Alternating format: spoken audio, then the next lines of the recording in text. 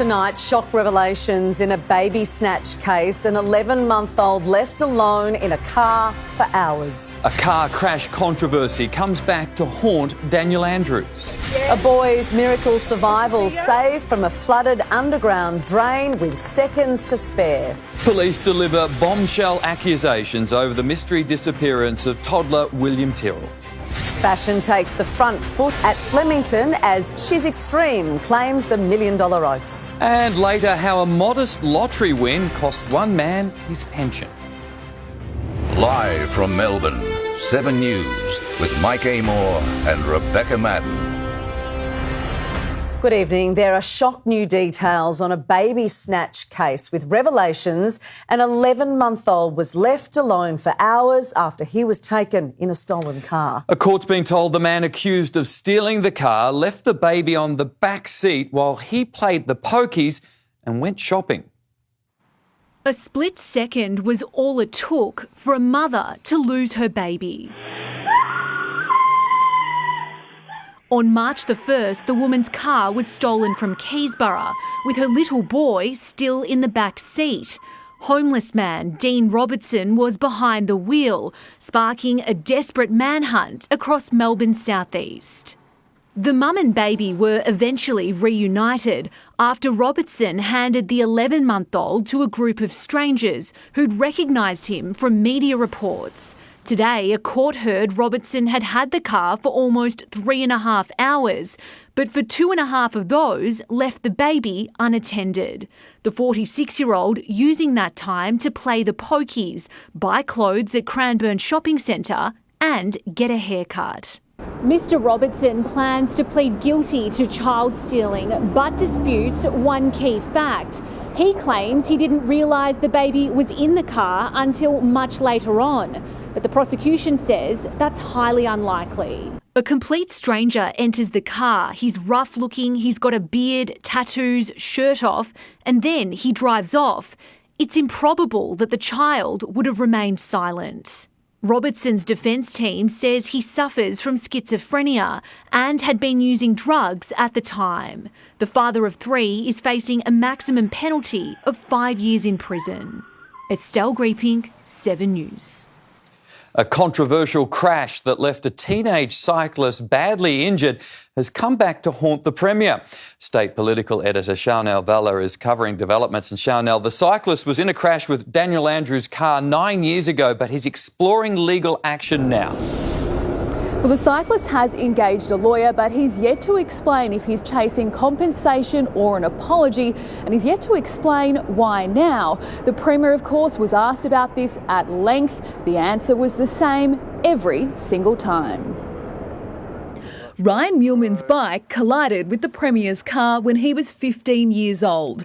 Now 24, he claims he was stopped from telling his story. Didn't get a good chance to speak up and be treated fairly. The then opposition leader was a passenger, his wife Catherine behind the wheel. She was cleared of wrongdoing. The TAC paid Mr Muleman $80,000. We didn't get the result that we were looking for, and we don't feel that the truth got out there. A stark contrast from this comment in 2017. It's all history now. It was 4 years ago. It's done and dusted. Made on the same day, the Premier answered questions. And if that takes 10 minutes, fair enough. If it takes an hour, then that's absolutely fine by me. Faced with 17 questions today, I've got nothing further to add, and I've got nothing further to say, and I've got no comment to make on that. On the campaign trail... Open mic, please.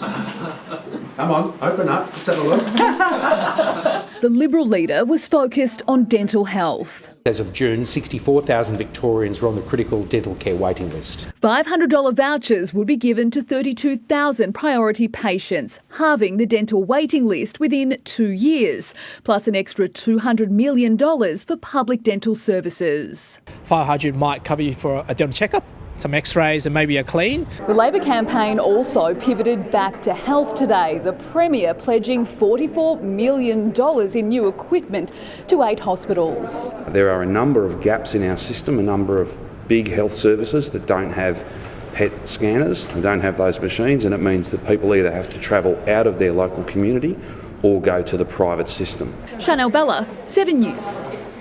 Police and SES have opened up on how they saved a brave boy trapped in a flooded underground drain with seconds to spare. 11-year-old Jake Gilbert was on the brink of drowning when his rescuers pulled off a miracle to free him.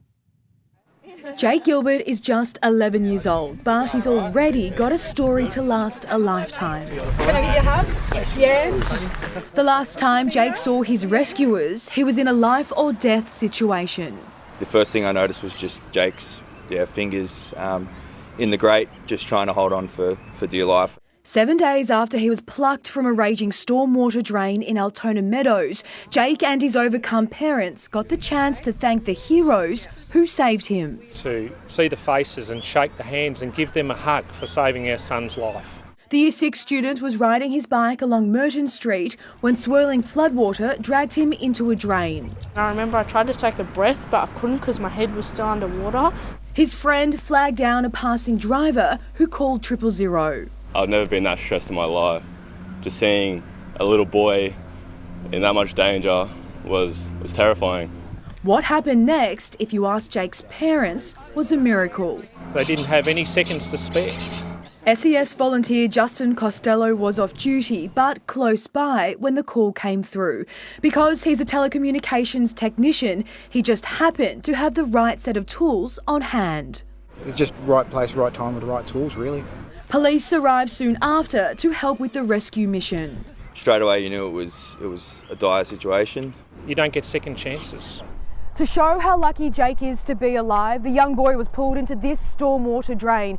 He then travelled 12 metres underwater, which is the width of this road, until he came up for air, clinging to this metal grate. To think we nearly lost our son when he was doing what he loved. And a new set of wheels donated by the Blue Ribbon Foundation. We are forever, eternally grateful. Cassie Zervos, 7 News. Police have made a dramatic arrest following a high-speed car chase in Melbourne's east. After being spotted with no licence plates, the Volkswagen hatch took off along Burwood Highway. The police air wing followed it to Ringwood, where police cornered the car in a service station. 2 men and a woman were dragged from the vehicle and arrested. The AFL's investigation into racism allegations at Hawthorn is in jeopardy tonight, with more key witnesses expected to refuse to give evidence. Tom Brown joins us now live. And Tom, that would make it very hard to proceed. Beckett would. Tonight it appears a second family will not give evidence to the AFL's inquiry either. Now this afternoon 7 News spoke to Michael Bradley, who acts for one of the alleged victims. I asked him in particular what this now means for the AFL inquiry and why helping the AFL investigation would be, quote, unsafe, unquote. I think it'll really render the exercise pointless. I think it's rapidly becoming invalid. My client's obligations start and finish with her own well-being, and that's what she needs to protect first and foremost, and that's what she's doing. She's made the decision not to participate in this particular process because it is unsafe for her, because it will re-traumatise her. Now, Beck, the lawyer acknowledged to me Clarkson and Fagan's right to innocence before guilt, but did explain his principal concern at this point is his client's deep embedded trauma. He's concerned the process, the AFL's one, isn't designed specifically to protect against that and obviously protect that type of concern. Separately, I can report that there's real frustration from the AFL and several clubs now at Hawthorn for their handling of this complex matter. Beck? OK, Tom Brown, thank you. Australian industry has sounded a grim warning on the Albanese government's push for net zero emissions by 2050. They say thousands of businesses and jobs will disappear because clean energy isn't coming online quickly enough. The International Mining and Resources Conference, over 7,000 delegates, 120 countries and one burning issue. Look, I think there is a focus on climate change. How this industry will adapt in the race to reach net zero. From Whitehaven Coal, a warning. It has to be done in an orderly way, and I think if we rush into it, there are great risks for the economy. The federal government is moving to tighten the so-called safeguard mechanism, the limit on emissions for the nation's 200 biggest CO2 emitters. But industry warns the pace of change could bring job losses, industry shutdowns and higher power prices. From government, we've legislated to achieve net zero emissions by 2050. It's a clear aim of this government. We took that policy to the election and the Australian people supported it. Mining companies say they're working hard to change. Example, this zero emissions electric loader, the battery, the weight of 3 Teslas. 100%. This is definitely the future of mining. It comes as a new survey finds a record number of Australians concerned about climate change impact, supporting the phase-out of coal-fired power stations and a new tax on oil and gas profits. But the mining conference here has been told that a green future will actually require more mining than ever before. In fact, just to source the materials needed to build the millions of solar panels, wind turbines and other green solutions needed, the world will need 6 times as many mines as it has now. Chris Reason, 7 News. Police have opened up with bombshell accusations over the long-running mystery surrounding the disappearance of toddler William Tyrrell. Officers leading the search have just told a court they believe the boy's foster mother knows the location of his body. Since William Tyrrell's disappearance 8 years ago, police have seized thousands of pieces of evidence, interviewed hundreds of people, and late last year said they were focusing on one suspect, his foster mother. Did you want to say anything about the allegations said by police today? Today, an insight into how detectives hoped she would crack. Listening devices had been placed inside the family home and inadvertently caught the foster mum allegedly assaulting another child in her care. A child's scream is heard, who then threatens to call police. The child starts sobbing before a woman's voice can be heard saying, "Stand up, get ready for the wooden spoon," followed by a loud smacking sound. She was hauled before the Crime Commission and accused of lying about it. "You were hoping to break her spirit. Is that why you brought these charges?" one homicide officer was asked. "I formed the view that she knows where William Tyrrell is, to put pressure on her. If that's of an assistance, the objective was to find the body of William Tyrrell. Of course, one of the reasons you brought this charge, yes, on the charges of lying to the Commission. She will find out her fate tomorrow." Leonie Ryan, 7 News. Russia has warned it's on the brink of war with the world's nuclear powers. Leaders in Eastern Europe also fear Vladimir Putin is preparing to open up a new front in his battle to destabilise Europe. On the frontier between Poland and Russia, soldiers roll out razor wire. It'll soon stretch more than 200 kilometres along the Polish border with Kaliningrad, Russian territory wedged into Eastern Europe, where it's feared Vladimir Putin may orchestrate a fresh migration crisis, with flights to begin soon from North Africa and the Middle East. Last year, Belarus was accused of deliberately forcing migrants over its border with Poland, resulting in clashes.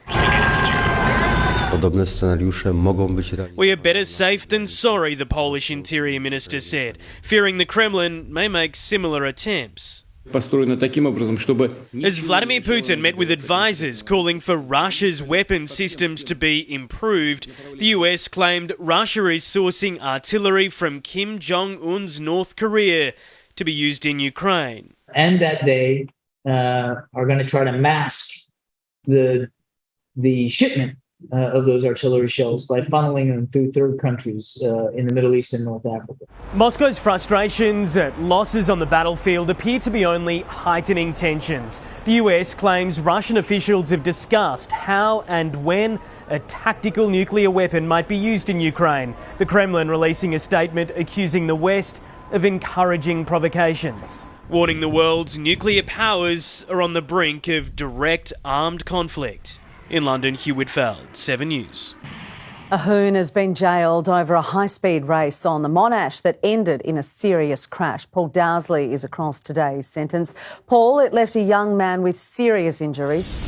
Beck, the speeds were described by one witness as suicidal. It was December 2020. Arsenala Rezai had been hooning for about 8 kilometres against a mate in a ute on the Monash before it crashed in Mulgrave. Rezai didn't realise there had been a crash, but he later returned and took photos. It left the ute driver with a brain injury. Rezai initially told police he had nothing to do with the crash and it was unfair that he was being charged.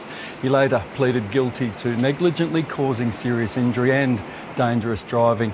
Today, a county court judge said Rezai needed to be held responsible for the significant part he played and jailed the 22-year-old for 6 months. And Beck, the judge also acknowledged the other driver also contributed to the hooning and the crash. Paul Dowsley, thank you. It was high-stakes fashion on Ladies' Day as racegoers returned to Flemington for the $1 Million Oaks. Unlike Cup Day, the rain stayed away, letting the latest trends shine. Oaks Day, when fashion and fillies collide. The grey skies were well and truly overshadowed by one particular colour of choice. I decided to be pink because of Ladies' Day, and it's Barbie-core pink, which I love. There's nothing wrong with guys wearing hot pink, is there? Welcome to Flemington Racecourse. Metro was bracing for the busiest day on Melbourne's train network in more than 3 years. Some needed a plane to get to Flemington. All the way from California. Just had to experience this. I mean, I love a big hat. It's such a statement. Just ask the Hat Sisters. They've been making millinery for more than 2 decades. It's all about going back in time, trying to make up the last 3 years that we haven't been able to come. And how heavy are they today? When that wind comes, like, whoa. A step back in time too for former Miss Universe Australia, Olivia Molly Rogers. I think it's 15 years old, but he just made some little edits and made it work for today. The fashions on the field, a clear highlight. Contestants pushing the boundaries from feminine florals to bold suits. This year's runway has a new look for the very first time. The old themes have been thrown out the window for 2 best-dressed, gender-neutral categories. I'm over the moon. Inspired by the Hollywood actors wearing this skirt like Brad Pitt, Harry Styles. Olympic equestrian champion Andrew Hoy knows plenty about horses, just not backing them. This has never been my specialty. Even in my sport, I still can't tell you who's going to win. Betting on the next! The TAB says more than 40 million bets will be placed during the 4-day Cup Carnival. How much money have you lost so far? $10. And Rochelle Brown is at Flemington. Rochelle, the Cup Carnival is almost over. Mike, more than 45,000 people attended Oaks Day. That's the lowest crowd figure recorded since the mid-1980s. It all culminates on Saturday. We're now 3/4 of the way through with Stakes Day coming up, the traditional family day at Flemington. And it's warming up. They're saving the best for last. It's expected to be a top of 22 degrees and sunny skies. Mike? It's warming up now. Thanks, Rochelle. And Tim Watson is here now. Tim, the Cummings name lives on in the feature race today. It sure does, Beck. It was a dominant victory in the Oaks. We'll have more on that shortly in sport. Also, Christian Petrarca gives us an insight into his high-tech training trip, while Patrick Dangerfield heads back to school. Ricky Ponting calls for the axe to fall on an Aussie star ahead of a must-win T20 clash. And the West Indian gun for hire back in the Big Bash. We'll be seeing a lot of them here in Melbourne. I'll see you both again soon. OK, thanks, Tim. Families could be in for some relief on the pace of food inflation. Up next, the supermarket giant's prediction on when prices could ease. Also tonight, why Qantas has been dubbed the spirit of disappointment. And questions over the Great Lion escape at Taronga Zoo. And how a small lotto win left a pensioner shortchanged, and a kind kayaker saves a koala trapped in a cave. And temperatures jump up over the weekend. I'll have the warmer and sunnier weather later in 7 News. A current affair reporter, Seb Costello, has admitted to assaulting a neighbour in a fight over a car blocking his driveway. Costello was ordered to pay $750 and placed on a good behaviour bond as part of the court's diversion program for first-time offenders. Was it a momentary lapse of judgment, as Her Honour suggested? Are you sorry for what happened? The son of former Treasurer Peter Costello won't have a conviction recorded against him. There's mixed news for family grocery bills tonight, with retailers saying inflation relief is coming, but it's still months away. Over the past year, grocery prices are up by nearly 10%. Inundated by floodwaters. Dairy farmers forced to dump thousands of litres of fresh milk. Roads swamped, producers unable to get supplies out. And if they're wondering why the cost of food is increasing, this is why we're facing unprecedented conditions.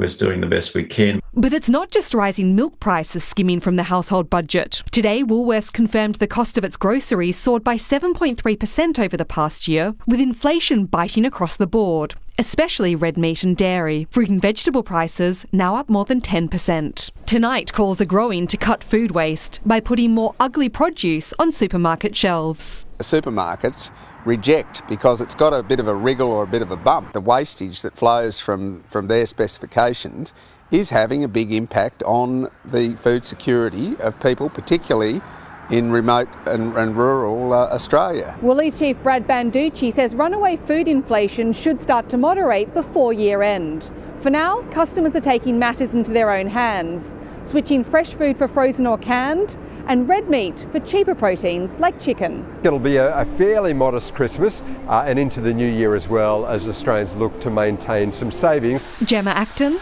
7 News. Qantas has been named and shamed by one of Australia's most trusted consumer groups for its poor treatment of travellers. Choice has dubbed the Flying Kangaroo the spirit of disappointment in its annual Shonky Awards.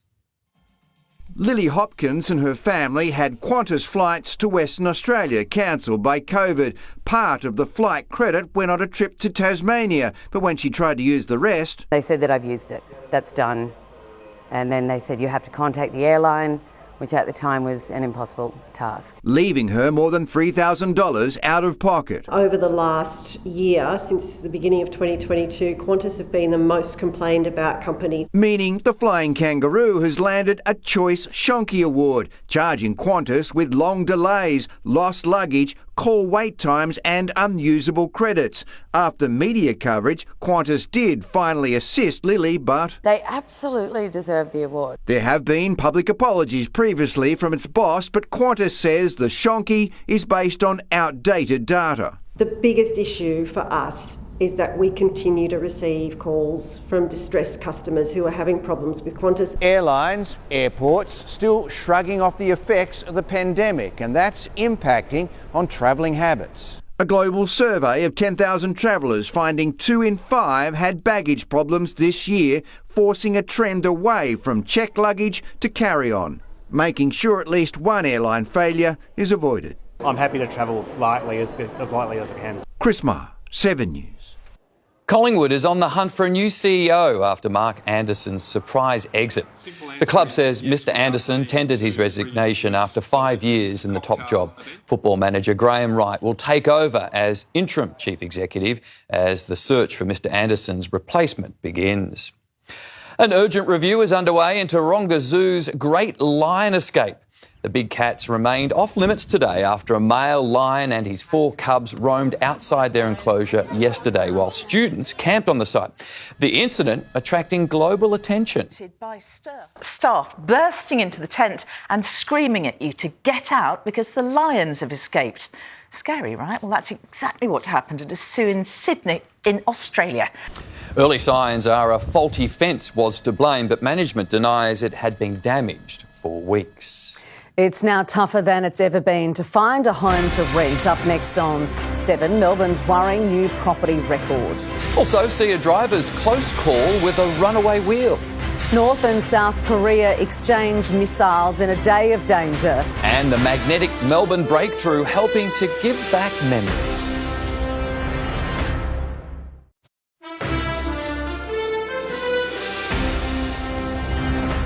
A driver has been airlifted to hospital after his car hit a fallen tree on the Mornington Peninsula. Emergency services were called to Belnarring Road in Merricks North before 6 this morning. They found the male driver with serious injuries, the roof of his car crushed on the driver's side. The man in his 50s is in a serious condition. Melbourne's rental crisis is deepening, with the number of properties available to lease plunging in the past month. It's a double blow for tenants, with dwindling availability driving prices sky high. The great Australian dream of owning a home now out of reach for many. A growing number of Victorians are fighting for a shrinking number of rental properties. The rental vacancy rate is continuing to go down, and it's of grave concern to us. Domain data reveals the rental market hasn't been this tough since 2018. Melbourne's rental vacancy rate is just 1.1%, down 2% in the past 12 months. We have seen a decline in the overall available rentals that are there for tenants. We've also seen an increase in demand pressures. We've seen the return of international students and the tsunami of people that are arriving from overseas. The number of available rental properties has plunged 16% in the past month and is down a whopping 64% in a year. With high demand comes high prices. The market now very much a landlord's paradise. The increase in interest rates may have something to do with landlords passing on the higher costs associated with holding their investment property. There are other things though as well. Supply is very much an issue. The outlook for tenants won't improve for several months. Experts say the state and federal governments need to build more affordable housing to ease the pressure on the rental market. If I had a magic wand, there would be multiple properties built at an affordable price point in well-located areas that would provide a range of accommodation for every Victorian. Jodie Lee, 7 News. North and South Korea have traded missiles in a day of unprecedented aggression from Kim Jong-un. His military launched a record number of missiles, at least 23 in one day. That was enough for air raid warnings to be issued in parts of South Korea. Seoul responded, firing 3 air-to-ground missiles over a disputed Korean maritime border. The North says its launches are due to aggressive and provocative military drills being held by South Korea and the United States. Frightening dashcam vision has emerged of the moment a pair of runaway tyres smashed into an oncoming car in Adelaide South. They'd come loose from a passing truck on Tuesday night. The driver of the damaged car wasn't seriously injured. Melbourne scientists are hopeful they've found a new way to fight memory loss in Alzheimer's patients. They've figured out that a treatment for depression might help. Another step forward in the fight against Alzheimer's. We are looking at something that is innovative, that is a different approach, and it's something that's really needed. Researchers are investigating if this non-invasive procedure can fight memory loss by stimulating the connections in the brain that are impacted by the disease. So it uses magnetic pulses, which can pass freely into the brain and induces an electrical current, and that electrical current causes brain cells to fire.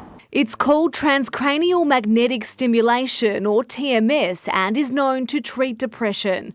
The world-first trial will test patients over a few weeks, providing hope to Alzheimer's sufferers and their families. Cheryl Conway's mother was diagnosed 8 years ago. She couldn't manage her life anymore. She couldn't remember to take medication. She couldn't remember to eat. Nearly 500,000 Australians currently live with a debilitating condition, with 1.1 million people set to be diagnosed by 2058. Researchers are looking for 100 participants with mild to moderate cases of Alzheimer's to apply for the trial, which will begin early next year. You can apply on the Bionics Institute's website. Anything that can either reduce the symptoms or totally cure the symptoms, it's just got to be a blessing. Sarah Jones, 7 News. A small lotto win has left a man out of pocket. Up next, he won $60,000 but lost his pension in a shock ruling. Also, the Australian share market reacts to America's giant interest rate rise. The Phantom of the Opera slips back into Melbourne. To hold me and to hide me. And after sport, a flood rescue with a difference as a kayaker saves a koala trapped in a cave. Pfizer workers in Melbourne's southeast have walked off the job over a pay dispute. Around 100 employees at the Mulgrave factory staged a 24-hour strike. Their union says the pharmaceutical giant's offer of a 3% pay rise each year is unreasonable in the face of rising inflation. The company expects this year's sales of its COVID vaccine to earn $34 billion. Pfizer says it's offering highly competitive merit increases to workers. The US Federal Reserve increased interest rates by 0.75% overnight, sending Australia's share market plummeting. Network Finance editor Gemma Acton has more.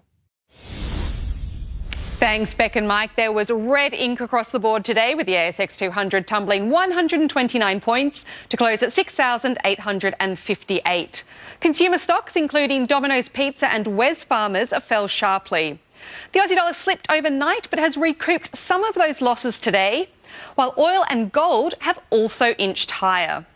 And overnight, US homeowners were hit with their fourth 0.75% interest rate hike in a row, making the benchmark rate in the US now 3.75 to 4%. That compares to 2.85% here. Inflation continues to be more of a problem there, tracking at 8.2% versus 7.3% here in Australia. Beck and Mike. Thank you, Gemma. A lotto win has turned sour for a disability support pensioner. The man's been told his Centrelink payments will be drastically reduced because of a technicality. It's called Set for Life, but Craig Hill's win set him up for a fight. Just one word, ridiculous. He was suddenly $60,000 richer on a quick pick. Or so he thought. I was quite happy. So initially I was quite happy until I told Centrelink. This is what happened to his fortnightly disability pension, slashed on a technicality. It takes the shine off the win. Set for Life is paid out over a year. If you won a lump sum... Nothing. I could win $600,000 as a lump sum and it doesn't affect my pension. But as a monthly payment... They classify me as a professional gambler. Craig's profession was teaching, until he says he was held hostage during an English lesson at Townsville Correctional Centre 3 years ago. Suffered severe psychological damage and I very rarely leave the house now. He convinced the tax office to make an exception. Centrelink, on the other hand, said it's a rule and we're going to apply the $5,000 to your wife's carer's allowance as well. The Department of Social Services says its approach is consistent with the principle of targeting assistance to those who need it most. But Craig isn't giving up, taking his case to the government's Administrative Appeals Tribunal, hoping it will overturn Centrelink's decision. The only way to deal with a bully is to become a bigger bully. It's not like I'm going to win the lottery again, so you only get one chance at it. Hoping the odds fall in his favour once more. Michelle Jensen, 7 News. The Phantom of the Opera will once again haunt Melbourne audiences. 3 decades after it was first staged here, the blockbuster musical has been reimagined with new special effects. It's one of the largest productions ever seen in Australia, with 37 performers. The darkness of the music of the night. The show premieres tomorrow at the Arts Centre. Well, Tim Watson's here with sport. Tim, it was a big day for the Cummings family at Flemington. Beck trainer Anthony Cummings can finally add his name to the illustrious list after an extreme victory in the feature race of the day. Aaron Finch put to the test while Pat Cummins is under fire from an Aussie great. Christian Petrarca reveals his high-tech training trip, while the Forgotten Tiger is hoping for a second chance. And the Demon claims the biggest scalp of his career. Welcome back. The Cummings domination continues in the Oaks, with Anthony finally joining his father Bart on the winners list. Jockey Tommy Berry steering favourite She's Extreme to victory in the $1 million Group 1 feature. She's Extreme coming clear, 3/4 a length for Vitra, and She's Extreme for Anthony Cummings. The Cummings name lives on in the Oaks. The big thing is to keep up with the kids. They're setting a furious pace, and for an old guy, it's not always simple. But anyway, I'm really pleased. Got a really nice filly.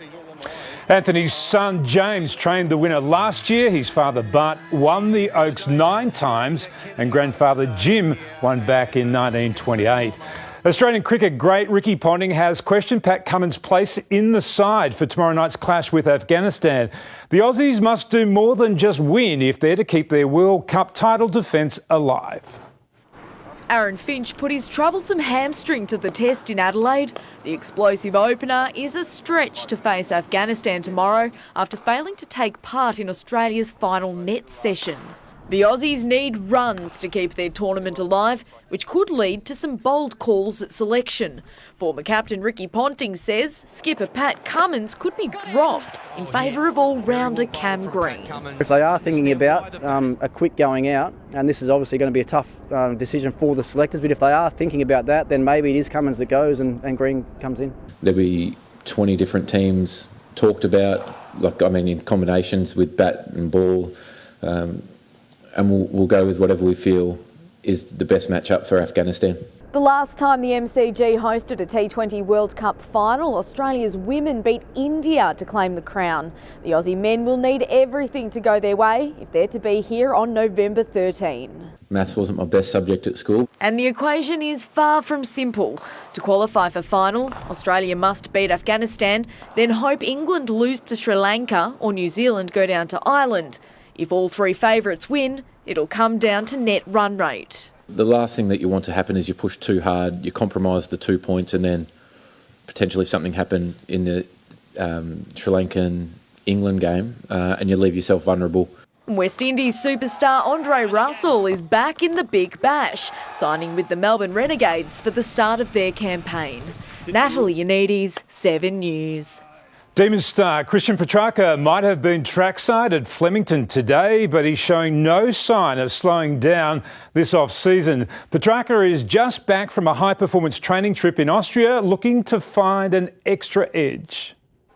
Christian Petrarca enjoyed Oaks Day back from his whirlwind trip. Loving it. It's my first day here.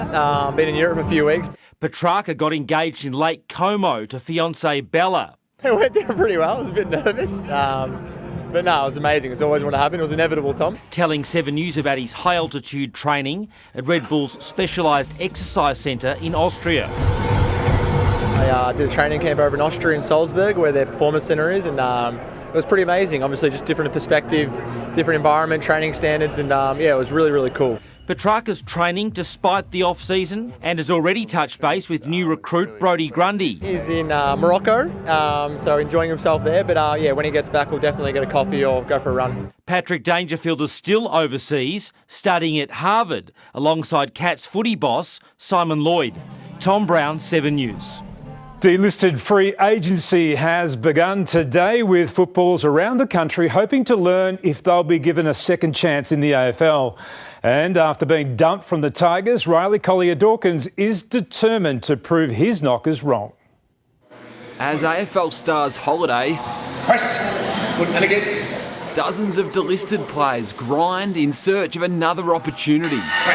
I've got a desire to play at the best level and see how good I can be, and I'm taking every measure and every day as an opportunity to get better. Riley Collier-Dawkins 6 weeks into a new training regime. The former first-round pick desperate for a fresh start, cut by Richmond after they landed guns Tim Taranto and Jacob Hopper in trade period. So I certainly have felt and got some evidence to take out of it that I can do it, and I know what it takes to get there. I've got a lot of speed and power, and I think that's something in the modern game that really separates the best teams from the good teams. He's put on about 4 or 5 kilos and he's an inside bull, so we just want to keep getting stronger, more powerful. The 22-year-old hunting a new home along with former teammates Sydney Stack, Mitch Wallace, Liam Stocker and midfielders Tom Phillips, Jed Anderson and Quinton Narkle. There's preliminary discussions with a fair few clubs, which is giving me a lot of hope, but until something's official, obviously, you never know. I'm just going to be ready no matter what.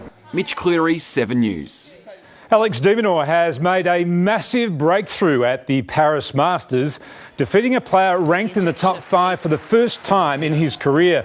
The Aussie battled from a breakdown in the third set against former world number 1 Daniil Medvedev. De Minaur delivers the biggest victory of his career of the tournament this week. De Minaur faces Francis Tiafoe in the third round. We like him. He's a real fighter, and that's sport. Thank you very much. Thanks, Tim. Great. Well, koala has been caught on camera way out of his element, trapped by floodwaters in a cliffside cave. Luckily, a keen-eyed paddler spotted him, prompting a very unusual water rescue. A chance discovery by kayakers on the Glenelg River. Yeah. A koala, weak from starvation, spotted last week seemingly trapped in a cave at the bottom of a cliff face on the South Australian border. Absolute miracle. I don't know how they even saw him, but he was inside the cave. We think that trees from the top of the cliff may have fallen during the stormy weather, and he was in those trees. The kayakers alerted a wildlife rescuer. They did a rescue of the animal, and then they travelled the koala up from that area to Werribee Open Range Zoo. X-rays, ultrasounds and blood tests under anaesthetic revealed the male adult koala had an empty stomach but no broken bones or injuries. We had to rehydrate him with oral fluids and then present him with a bountiful amount of browse to try and get the weight back on him. He gained 600 grams and this week was released back into bushland near where he was found. If anyone in the community encounters a koala in distress in the wild, please contact your local wildlife carer and they'll know exactly what to do. Paul Dowsley, 7 News. Jane Bunn joins us now. Jane, there are warmer days on the horizon. Mike, from here it'll turn warmer each and every day over the weekend and next week too. I'll have the sunnier weather next.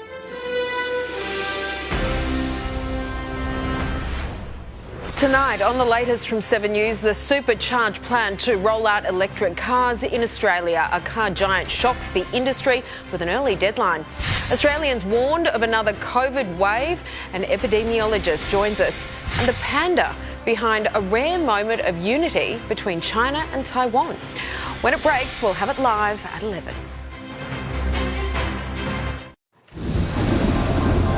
Hello again. Temperatures are rising from here, but it'll take a day or two to thaw out. After that, we're heading into a long stretch of warmer than average weather. Today began on 9. It only reached a top of 15. The November average is 22. The first 3 days of the month have certainly been well below that. Showers continue to stream in across southeastern suburbs, occasionally pushing across the northwest. But the activity decreased this afternoon, and this is the very last of our shower stretch. Those showers are crossing southern Victoria and the ranges, mainly over Gippsland today. But the cloud extended right through into the north. There is a lid on temperatures that is thanks to a southwesterly wind. The last in a series of cold fronts passed through earlier today. Now it is all about high pressure.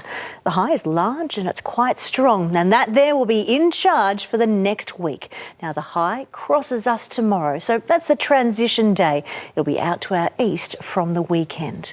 Now watch what this movement does to our temperatures. It certainly begins cool when it takes the weekend to properly thaw out. The yellows are maximums in the 20s. And we'll get to the pinks, that is the low 30s in the northwest next week. Now, even Melbourne should come close to 30 degrees. The warmer weather sticks with us until at least next Wednesday. With the warmer temperatures comes sunshine, lots of it over much of Victoria. Now, in the warmer air, there is the slight risk of localised thunderstorms, but for much of the time, it'll be warm and dry. Around the nation tomorrow, lots of sunshine for Brisbane and Adelaide. Sydney has just the odd shower passing through, mainly in the morning. Canberra is mostly cloudy but dry. Hobart, a mix of sun and cloud. In Perth today, it was a hot 34. There'll be 10 degrees less tomorrow. To Victoria, patchy morning fog. Cloud lingering in the west and south with local drizzle underneath. Then some of the northeastern areas sunshine. That'll spread south during the afternoon. Winds out there are light. The day is cool to mild rather than cold. Closer in, it is generally dry tomorrow. Just the slightest risk of a bit of drizzle. That's it. The morning looks generally cloudy. Then we'll have longer sunny breaks in the afternoon as temperatures rise a few degrees. It'll feel a lot nicer than recent days in one of those afternoon sunny breaks. Light wind should make 18 feel a lot less chilly. Now, but if you're after warm temperatures, then have a good look at the outlook. From the weekend onwards, we are above average. That's both night and day.